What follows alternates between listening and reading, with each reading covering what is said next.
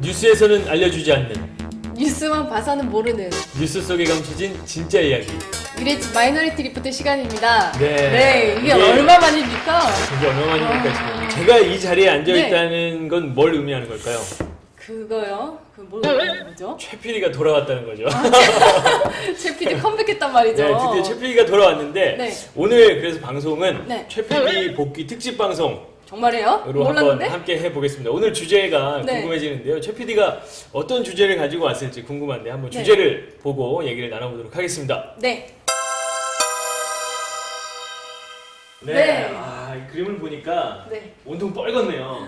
제 일부러 그래서 이렇게 그러니까. 흰색을 들고 왔어요. 제가 오늘 저 혼자 까만 옷을 입고 왔는데 네. 혼자서 이렇게 흰색 셔츠에 빨간색이 뭡니까? 마후라입니까 이거? 제가 빨간 오늘- 마후라? 그건 아니고요. 제가 오늘 키워드 힌트를 드릴게요. 네, 오늘 뭔가 혼자 네. 컨셉을 잡고 오신 것 같은데 자요. 최 PD가 뭔가 뭡니까 이거? 짜이지? 짜이지엔? 뭐? 짜이지엔? 야 이거 뜬금없이 짜이지엔 나오네. 이거 중국인데 어쨌든 네. 붉은 수수밭에 나오는 사람 같지 않아요? 붉은 수수밭이에요. 뭐 아무튼 오늘 네. 그 그림도 빨갛고 네. 또 팀장 의상도 빨갛고 그럼요, 일부러 붉은 수수밭 뭐 준비했습니다. 이런 얘기가 나오는데 난민 같나? 난민 같습니다. 네. 잠깐만 이렇게 보니까 또 네. 이 아랍 여성 같은 느낌도 약간 있는데 아닌데 이거 중국인 여성이에요. 외모로 보니까 아랍이네요. 네, 어쨌든 오늘 주제는 네. 중국과 관련된 것 같아요. 네. 최근에 이 중국 관련 뉴스가 있었나요? 그럼요. 맨날 대문짝만하게 보시라이 뭐 어쩌고 보시라이. 보시라이. 네, 뭐 그 보시라이라는 인물에 대한 얘기가 많이 터져 나왔는데 네. 그 이면에 벌써 이 네. 그림 뭔가 이렇게 음흉하지 않습니까? 너무 멋지잖아요. 약간 이 아름답지 은밀한 않아요? 뭔가 이 커튼 뒤에서 네. 언제 내가 나가야 되나 이걸 훔쳐보고 있는 것 같은 느낌인데 그 보시라이를 둘러싸고 이 중국의 그 계파 간의 갈등 네. 그리고 권력 다툼 뭐 이런 것들이 네. 터져 나왔는데 네. 그 뒷얘기를 좀 들어보려고 합니다. 저희가 알아야 되는 이유가 뭘까요? 글쎄요, 그것도 이제 네. 설명 들어봐야 알겠죠. 그쵸? 네, 어쨌든 아직까지 2030이 중국 정치에 대해서는 잘 모르는데 그럼요. 오늘을 계기로 해서 네. 좀 더 재미있는 또 네. 중국 이야기를 들어볼 수 있지 않을까 네. 이렇게 기대를 해보면서 오늘 또 전문가를 모셔야죠. 오늘 전문가는 그 맨날 나오시는 우리 터줏대가 우리의 터줏대가 되신 이근 교수님 그리고 정말 새로운 전문가 한 분을 모셨습니다. 진짜 모시기 힘든. 진짜입니까? 네, 그렇습니다. 중국 전문가 언론보다도 더 정확하고 정말요? 가장 전문성 있는 분을 모셨는데 여러분 기대해 주시고요. 네. 두 분을 모셔보겠습니다. 네. 나와주세요. 나와주세요.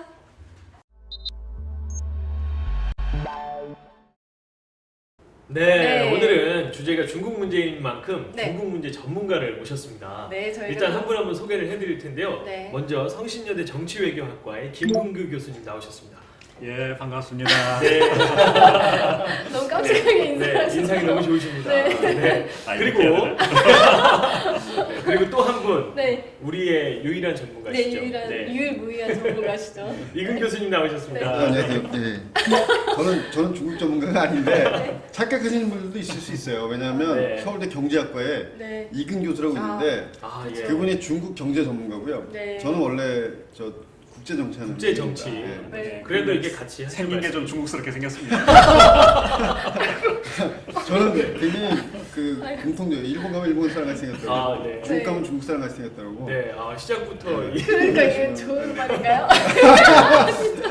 네, 오늘 주제가 이제 중국인데 네. 저희 사실 2030들은 중국에 대해서 네. 관심은 있지만 또 잘 모르는 것 그렇죠. 같아요. 특히 정치 내부는 잘 모르죠. 네, 특히나 이 정치 쪽을 들여다보려면 우리나라랑 현실이 많이 다르기 때문에 네, 좀 그렇죠. 어려운 감이 있는데 이근 교수님 어떻게 하면 중국 문제를 좀 알아갈 수 있을까요? 그러니까 나도 중국 문제는 사실 잘 몰라요. 그래서 우리 요즘에 중국 문제 하면 딱 나오는 이름이 우리 김흥규 교수. 네, 좀 어렵게 아이고, 보셨어요. 그래서 김흥규 교수한테 좀 배우려고 이근 교수 요라면 옵니다.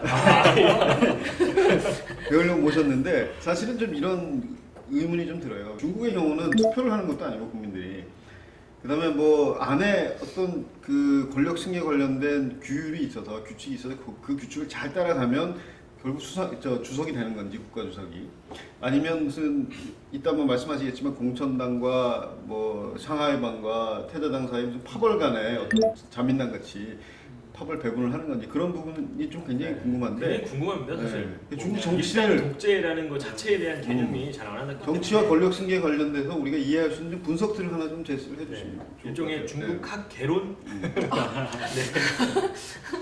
예, 그 예전에는 중국 정치와 그 특히 그 권력 승계와 관련해서 우리가 바라보는 시각이 딱 하나 제일 중요한 이제 분석 틀이라는 게 블랙박스 틀입니다. 네. 그것은 잘 모르겠다.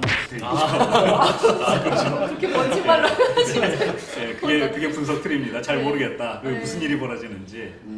그런데 이제 최근 들어서 개혁과 개방 정책이 이제 시작되면서 많은 정보들이 그래도 나오고 있습니다. 그리고 중국 내부에서도 이제 그 권력 교체와 관련해서는 제도화를 좀 하려고 많이 노력 중에 있습니다. 그래서 몇 가지 이제 포인트가 있는데 첫 번째로는 예를 들면 그 새로운 세대의 지도자가 되기 위해서는 그 두 번째 텀을 할 때 그 67세를 넘어서는 안 된다. 나이 제한이 있고. 예, 나이 제한이 그게 있습니다. 주석입니까 아니면 그 정치국 상무위원? 정치국과 정치국 상무위원회. 상무위원회. 예, 그리고 두 텀을 같은 직위에서 두 텀을 연달아 두 텀까지만 할 수 있다. 재임까지만 가능하고. 재임까지만 가능하고 3임은 안 된다라는 또 룰이 있습니다. 네. 예, 그래서 이제 그런 이제 제도화된 틀을 일단은 우리가 또 봐야 될 것 같고요. 두 번째로는 각 그 주요 파벌들 간에 사실은 서로 타협과 조정 과정이 있습니다. 그래서 파벌들 간에 균형을 맞춰야 된다. 왜 그러냐면 그 마오쩌둥 시절에 마오가 독재 권력을 휘두르면서 너무 엄청난 피해를 가져왔기 때문에 그 결과로 이제 자연스럽게 형성된 어떤 그 서로 간의 그 인식이라는 것이 어느 한 세력이 지나치게 권력을 다 장악해서는 곤란하다. 그리고 정책 결정을 할 때는 다 같이 합의를 중시하는 그런 제도가 있습니다. 그래서 권력 이양을 할 때도 현재로 보면 상해방, 그다음에 공청당, 그리고 태자당 그룹들 간에 서로 그 권력 분점에 대한 나름대로 합의가 필요하고요. 이게 이제 우리로서는 잘 볼 수 없는. 그럼 중국이 지금 현재는 집단 지도 체제라고 보는 게 맞는 건가요? 중국은? 예, 그렇습니다. 우리는 항상 그 상명하달식의 이제 사회주의 체제만 연상하기 때문에 네. 예를 들면 후진타오가 모든 정책을 다 결정하는 것 같지만 사실은 각 지도자들이 자신의 역할들이 다 분담되어 있습니다. 그래서 그 역할에 맞춰서 예를 들면 외교안보 분야는 후진타오가 맡고 있어요. 그래서 후진타오가 거기서 가장 중요한 역할을 하긴 하지만 혼자 정책 결정을 할 수는 없습니다. 그래서 아주 중요한 사안은 정치국 상무위원회에서 전체 그 논의를 거쳐서 합의를 이끌어내야 되고요. 단독적으로 했을 때는 그것은 잘못하면 견책 사유가 되기 때문에 실각할 개연성도 있습니다. 중국의 경우는 지금 말씀하신 대로 태자당, 그다음에 상해방, 그다음에 공청당 이렇게 있는데 이 파벌이 나눠지는 기준은 어떻게 잡는 건가요? 그 엄격한 의미에서 사실 파벌을 정의하기는 쉽지는 않습니다. 근데 이제 대체로 보면 중국을 분석할 수 있는 틀이라는 게 거의 없고 그래서 중국의 독특한 이제 그 뭐랄까요 그 당이라든가 정부에서의 어떤 그 운용상 그 같은 비슷한 어떤 그 백그라운드를 가지고 같은 비슷한 경력을 가진 사람들이 서로 간의 이해관계도 비슷하고 서로 간에 그 특히 중국은 관시라고 해가지고 인간관계 같은 게 중요하지 않습니까? 그러니까 그런 과정을 통해서 같이 이제 그 공통의 어떤 그 이해관계 공감대를 형성하고 있기 때문에 이들을 파벌이라고 합니다. 그런데 이제 그 대표적인 경우가 이번에 그 보실라이 사건에서도 드러났듯이 보실라이와 그 다음에 시진핑은 같은 태자당 파벌에 들어가지요. 예, 그 아버지가 대단히 중국의 고위급 이제 그 사실은 지도자였고 그럼에도 불구하고 둘 사이는 정말 거의 원수지간처럼 분류해도 될 정도로 사이가 그렇게 좋은 사이가 아닙니다. 그래서 엄격하게 이렇게 구분을 할 수 없습니다. 그런데 그럼에도 불구하고 이제 분석의 하나의 어떤 그 틀로서 이 세 부류를 가지고 이제 분석하면 그럼에도 불구하고 이제 어느 정도 설명력이 있다라고 인정받는 틀이고요. 네. 그러니까 좀 저희가 막 생각했을 때는 북한과 중국에 큰 차이가 없을 거다라고까지 도책에 생각하는 경우가 있거든요. 그러니까 완전한 상명하달식으로 주석이라는 사람이 얘기를 하면 무조건 명령에 따르는 식으로 생각을 하는데 그렇지 않네요.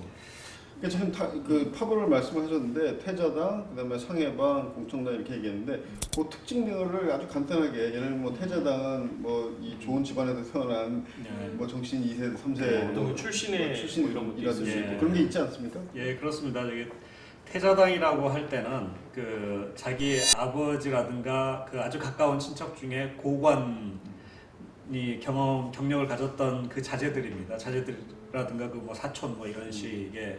그래서 이 사람들은 어릴 때부터 이제 비교적 좋은 환경 속에서 교육을 받았고, 그리고 여러 가지 해외 유학이라든가 여러 가지 혜택들을 많이 받은 세대입니다. 그래서 그런 의미에서는 이제 이들이 중국 개혁 개방의 가장 큰 과실들을 사실은 누리고 있는 네. 그런 이제 세력이고요.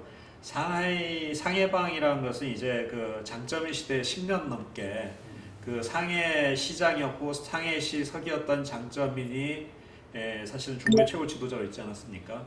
그래서 그리고 상해라는 도시가 아주 독특한 도시입니다. 뭐냐면 중국에서 가장 빠르게 과거 시절부터 그 해외에 접촉을 했던 지역이고 금융의 중심지고 그래서 이제 상당히 비교적 그 뭐랄까 유연하고요. 상해방이 이제 그 10년 이상의 권력을 이제 누리면서 그때 진출했던 상당히 많은 정치 지도자들이 있습니다. 우방고라든가 말이죠. 그다음에 주롱지라든가 이런 양반들이 다 상해방 출신이고요. 또 하나 중요한 것은 중국의 중견급 간부들 가운데 상해 출신들이 대단히 많습니다. 왜냐하면 상해는 아까도 말씀드렸듯이 국제 감각이 있고 그 학력이 비교적 높고 그다음에 경제를 운영했던 경험들이 많고 그래서 인물들이 많습니다. 그리고 중국 각 지방에 그리고 중국 중앙정부의 상해 출신들이 대단히 많고요. 더군다나 이제 또 하나 이제 상해방이 갖는 강점이라는 것은 이들이 오랫동안 이제 권력을 누리면서 또 중국의 주요 이권과 관련된 것에 상당히 많이 진출해 있습니다. 경제 부분도 당연히 그렇고요. 그래서 이들을 상해방이라고 하는데 후진타오 시대에 들어서는 이제 후진타오가 잘 아시다시피 이제 공청단 계열 아닙니까? 공청단은 이제 젊어서부터 사회주의 체제의 어떤 이념에 같이 동조를 하면서 적극적으로 이제 그 사회주의 그 교육, 학습, 그 다음에 이런 활동들을 미리 훈련받고 젊은 간부로서 배양됐던 그룹들입니다. 소위 말하는 중공산당 체제의 가장 근간을 이루는 그 핵심 세력이라고 할 수 있죠.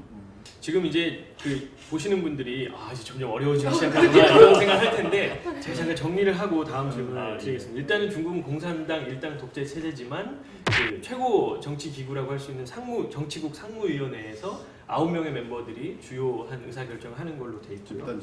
그리고 상하이방, 공청단, 태자당 이 세 파벌이 서로 이렇게 합종 연행을 하면서 이 권력 구도를 계승하고 있는데 그러다 보니까 이제 뭐 갈등도 있을 거고 또 때로는 또 협의가 잘 될 때도 있을 거고 이럴 텐데 이번에 사실 국제사회가 중국에 가장 관심을 가진 이유는 보시라이 사건 때문이 아닌가 싶은데 어떻게 보면은 이 새 파벌에 있어서 새로 뭐 신삼국지라고 할 정도로 이 보시라이 사건이 가져온 어떤 의미가 있는데 보시라이 사건이 핵심이 뭔가요? 일단 보시라이 사건이 뭔지도 모르시는 분들이 되게 보시라이가 누군가? 간단히 좀 말씀을 되게 해주셔서. 엽기적인 사건이 벌어져요. 뭐 무슨 여자 관계도 나오고, 네, 뭐 아들 스파이도 문제도 나오고, 나오고요. 뭐 네. 아들도 나오고, 뭐 그냥 한 쿠데타돌도 있고 말이죠. 보시라이가 도대체 누군가요? 예, 일단은 그 보실라이는 그 중국의 가장 유명한 그 개혁개방 시기에 8원로라고 불렸던 보이보 정치국 그 국원의 그 아들입니다. 그러면서 사실은 대단히 그 유능하고요. 그 경제적인 감각도 있고 그리고 중국 내에서도 가장 뛰어난 인물 중에 하나로 이제 보시라이에 비치는 사람이 많습니다. 근데 워낙 집안 배경도 좋고 학벌도 좋고 그 다음에 본인도 워낙 유능하기 때문에 근데 보실라이는 안타깝게도 아까 제가 말씀드렸던 대로 그 연령 제한 때문에 제5세대 지도자가 될 수 없는 운명을 가지고 태어났습니다. 네. 이 세계의 그 탁월한 인물한테 자신이 더 이상 올라갈 수 없는 한계를 가진 그 운명을 갖고 태어났다는 게 참 그 본인으로서는 안타까웠을 겁니다.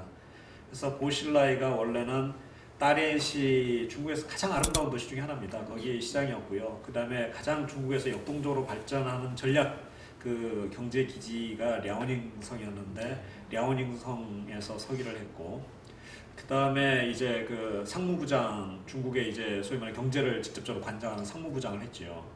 그리고 나서는 이제 중칭시의 당서기로 보내졌습니다. 중칭시는 우리나라의 이제 예를 들면 부산시 뭐 이런 것처럼 그 특별한 그 4개 성시 중에 하나입니다. 북경과 상해와 천진과 그다음에 중칭. 네. 이런 성급 그 지위를 갖고 있는 도시이지요. 그래서 대단히 중요한 도시이긴 한데 문제는 이제 그 보실라이가 노릴 수 있는 다음 자리는 이미 지금 현재는 정치국원이기 때문에 네. 중국의 최고 권력기관인 그 정치국 상무위원회에 진입하는 것이 목표인데 그 9명 중에 들어가야 되는 거죠. 그렇죠. 예, 그런데 이미 중칭시로 보내졌을 때는 그 9명 중에 들어갈 수 없는 이제 그 여러 가지 환경들이 사실은 그 만들어졌던 거고, 그 다음에 중국의 그 중국 제도적으로 그 5세대 지도부에 들어갈 수 없는 그런 한계를 가지고 중칭시로 보내진 겁니다. 네. 그리고 이 정치적 야심을 그러면 그 발휘하기 위해서 과연 무엇을 해야 될까라고 보실라이 아마 많이 고민했을 겁니다. 그랬을 때 경제 쪽을 하는 사람은 이미 지금 차기에 그 총리로 내정되어 있는 리커창이 있고, 그다음 왕치샨이라는 걸출한 인물이 있습니다. 그래서 보실라이가 일부러 타겟을 했던 것이 바로 공안 쪽 담당하는 게 넘버 9 자리인데, 넘버 9 자리 치고는 대단히 중요한 자리입니다. 거기가 왜냐면 모든 중국 당 관원들의 부패 같은 이것들을 다 조사할 수 있는, 그리고 그 파일들을 가질 수 있는 권한을 갖기 때문에 그 자리를 노리고 이제 보실라이가 그 중칭에 가서 이제 우리가 흔히 말하는 옛날 그 마오쩌둥 시절에 그 이제 혁명적인 그 사고, 그다음 이런 운동, 혁명가요 부르기, 그리고 이제 또 중국이 현재 그 여러 가지 개혁과 개방 정책의 빠른 발전 속에서 사실은 빈부격차라든가 이 너무나 그 어려운 상황들이 많습니다. 그래서 과거 사회주의의 이념처럼 분배라든가 민생 문제를 우선으로 해결해야 된다는 것들을 강조하기 시작했죠. 그리고 나서 이제 보실라이가 바로 그 많은 사람들의 지지를 바탕으로 해서 역으로 정치국 상무위원회에 진입하려고 했던 겁니다.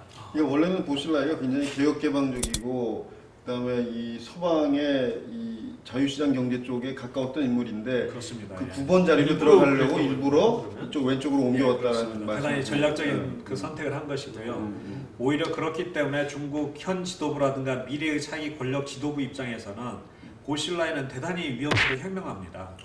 왜냐하면 중국 지도자가 되기 위해서는 아까 제가 말씀드렸던 대로 제도가 이미 있는 것이고, 그리고 각 파벌 간에 서로 합의에 의해서 내부적으로 조용히 이제 처리를 하는 것이 원칙인데, 보실라이는 그렇게 할 수 없으니까 밖으로 나가서 대단히 그 대중주의적인 그런 운동을 통해서 이제 오히려 밖으로부터 압력을 넣어서 이제 자신을 이제 정치국 상무위원회에 넣으려고 했던 것이고, 바로 이 인물이 그 기존에 이제 있었던 정치국 최고 지도자들, 상무위원회 지도자들, 그리고 차기 미래 권력에 대한 그 부패라든가 여러 가지 사생활에 대한 파일을 갖게 되는 사람이 되는 겁니다. 9번 자리가. 그렇죠. 그럼 그래서 9번이어도 1번부터 8번을 압박할 수도 있겠네요.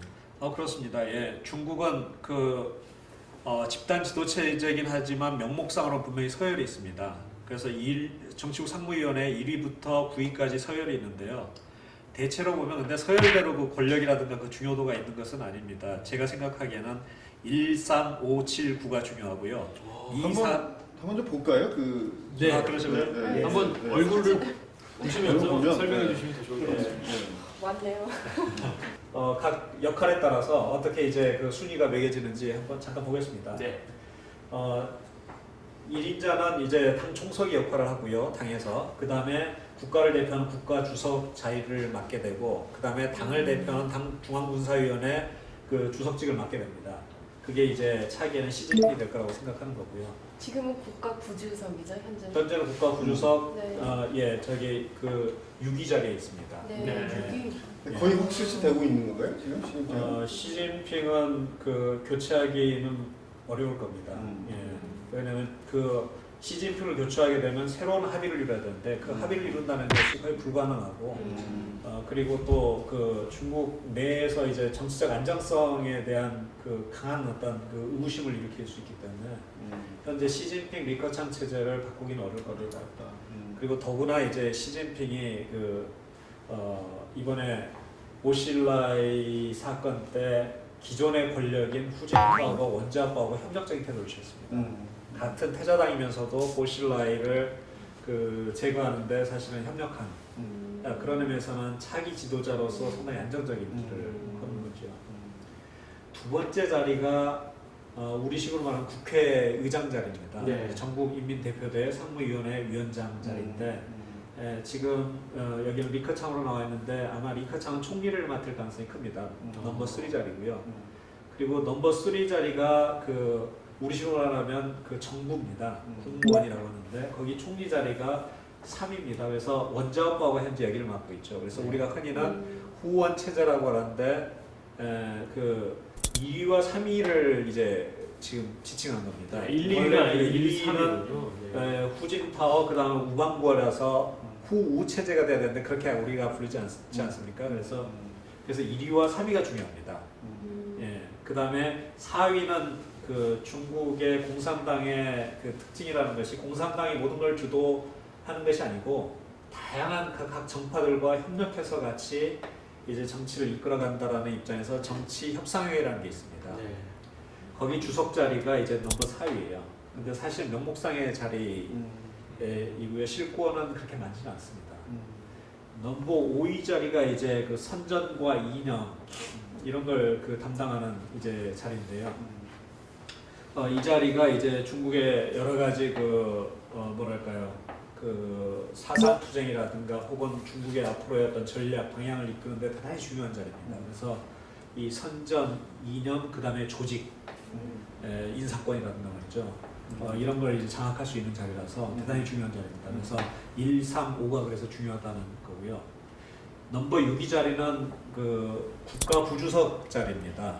국가 주석은 넘버 1위인 후진타오, 그다음 차기에는 시진핑이 맡을 거기 때문에 혹시 국가를 대표해서 시진핑이 벌썩일 경우에는 이제 이 넘버 6위인 국가 부주석이 이제 국가를 대표해서 1번이 6호시에는 2번이 가는 게 아니라 6번이 올라가는 거예요? 네, 6번이 이제 국가를 대표하게 됩니다.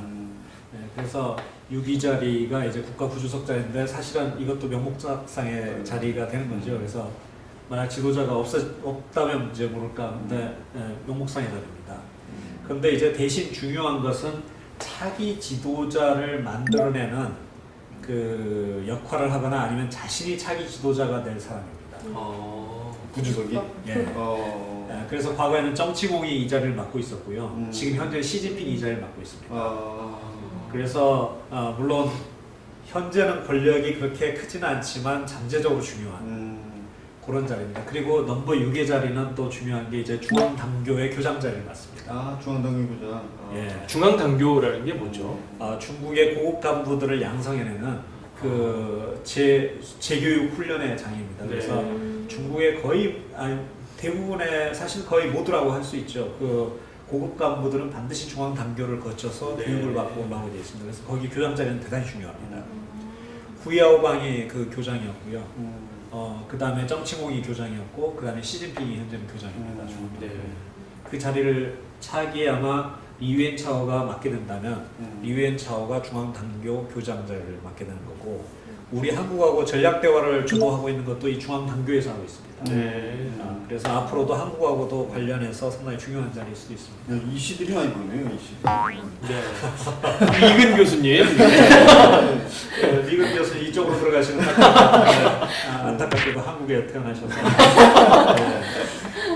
넘버 7위 자리는 경제를 실질적으로 주관하는 자리인데요. 이거는 우리식으로 말하면 정부 국무원이죠. 국무원에서 부총리들이 한 4명 내지 5명이 있습니다. 그 부총리 중에 가장 우위에 있는 수장 부총리, 상무부총리라고 하는데 경제를 담당합니다. 예를 들면 외교를 담당하시는 분은 이 부총리급에도 지금 못 들어가고 있습니다. 그래서 국무위원회에 들어가 있죠. 그래서 외교부장이 있고 국무위원이 있고 그 다음에 이제 그 위로 이제 국무원 총리가 있고 이 구조입니다. 외교에 있어서는. 근데 아무튼 중국 정부의 부총리급 중에 가장 수장인 사람이 이 자리를 맡게 됩니다. 이건 경제를 담당하게 돼 있어요. 그래서 차기에는 제가 보기에는 장가오리가 아니라 왕지찬이 이쪽으로 갈 가능성이 대단히 상대적으로 많고요. 그 다음에 이제 8위는 당내 기울과 관련된 겁니다. 있습니다. 당내의 그 규칙을 위반했거나 예를 들면 지금 그 보실라이가 바로 이 기우리의 그 관할입니다. 보실라이 사건은. 네. 예, 그래서 후진타워의 가장 측근인 닝지화라는 사람이 이 지금 보실라이 사건을 맡아서 그 종합적인 그 보고서를 이제 올렸습니다. 그 공천당이군요 지금 현재. 지금 현재는 아닙니다. 현재는 그 허거창이라고 그 상해방 사람입니다. 상해방 사람인데 후진타워랑 가깝다. 네, 그렇습니다. 상해방 사람인데 이번에 후진타워한테 협력했습니다. 예, 그래서 상해방도 지금 거의 와해 지경이라고까지 이렇게 이야기를 하는데 사실 제가 보기엔 그런 것 같지는 않고요. 왜 그러냐면 제 판단이긴 한데 그 아마 그 장점인 상해방의 최고 이제 어른이죠. 그리고 상해방 사람이 지금 현재 맡고 있는 게 이 4위와 5위짜리를 또 맡고 있습니다. 9위짜리도 맡고 있고요. 그런데 이 보실라이를 버리는데 합의한 것 같습니다. 같은 상해방에서도. 그리고 대신 이제 이 자리를 확보하고 싶어하는 것 같습니다. 그래서 지금 물 밑에서 이제 사실 아까 제가 말씀드린 대로 서로 그 교섭과 타협이 지금 벌어지고 있을 텐데 그 결과는 아직 모르겠습니다만 상해방에서 현재 후원 체제에 협력하는 대가로 분명히 원하는 게 있을 겁니다. 아무튼 여기는 당내 기울과 관련된 문제예요. 그래서 보실라이 같은 사건이 이렇게 일어났을 때 그것을 조사하고 당내에서 이제 어떻게 처리할지 보고서를 쓰고 그래서 정치국 상무위원회 올리는 역할들을 주로 많이 합니다. 그리고 넘버 9위 자리가 이제 정법인데 법률과 그 치안 관련된 일들을 담당하는 것이고요. 중국이 1980년대에 350만에 달하는 군대가 있었는데 지금 200만 원을 줄었거든요. 근데 그 나머지 150만이 어디로 갔냐면 다 무장경찰이었어요. 예, 그래서 그 생각보다 엄청난 무장 세력을 그 휘하에 두고 있고요.